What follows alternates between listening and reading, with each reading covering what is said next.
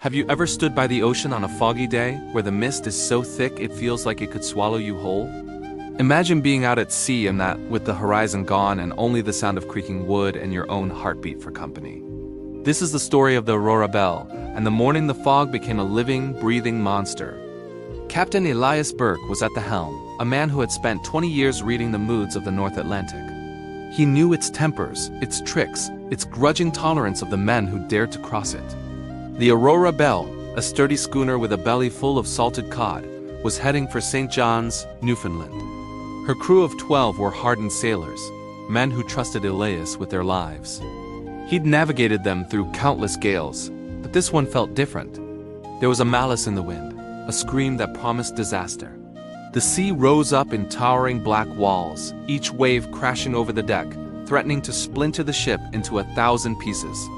First mate Callum Doyle, young and still clinging to hope, shouted over the roar, "Keep her steady!" But Elias was locked in a silent battle with the storm, his knuckles white on the wheel, his eyes desperately searching the impenetrable fog for the life-saving beam of the Cape Spear lighthouse. In a storm like this, the maps were useless. The coast was a treacherous maze of hidden rocks and ice, all of it concealed by the thick, dark gray curtain. Then a sound that no sailor ever wants to hear. A deafening crack, sharp and final, like a gunshot in the dead of night. The Aurora Belle had struck a rock. The ship shuddered violently, its timbers groaning in protest as icy water flooded the hold. Panic erupted. Men scrambled across the tilting deck, their shouts lost to the fury of the wind. Elias fought the wheel, trying to wrench the ship free, but the ocean had already claimed its victim. The schooner listed hard, its masts snapping like dry twigs. Abandoned ship. Callum's voice was raw with terror. The crew had no choice. One by one, they hurled themselves into the freezing, chaotic darkness, grabbing onto any piece of floating wreckage they could find. The cold was a vicious physical thing, stealing the warmth from their bodies in seconds. Elias held on to the very end, his gaze fixed on a faint, distant glow. The lanterns of a shoreline that was just out of reach. It was a promise of life that would go unfulfilled. The great schooner slipped beneath the waves, taking its crew into the depths.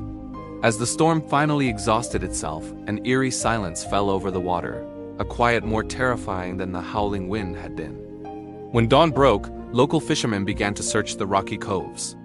They found debris scattered along the shore like bleached bones, splintered planks, a broken mast, a tattered sail, and among the wreckage, they found a single logbook, perfectly preserved in a sealed oilskin pouch. The final entry, written in a steady hand, was chillingly simple. November 16th, fog thick. Wind rising. Pray for safe harbor. The sea never gave up its secrets. No bodies were ever recovered, but the coast remembers. Even now, in the small outport villages of Newfoundland, old-timers gather by the fire and tell the story of the Aurora Belle. They speak of the brave men who sailed her, and how they vanished into the silent, unforgiving gray of the North Atlantic. It's a ghost story whispered on the wind.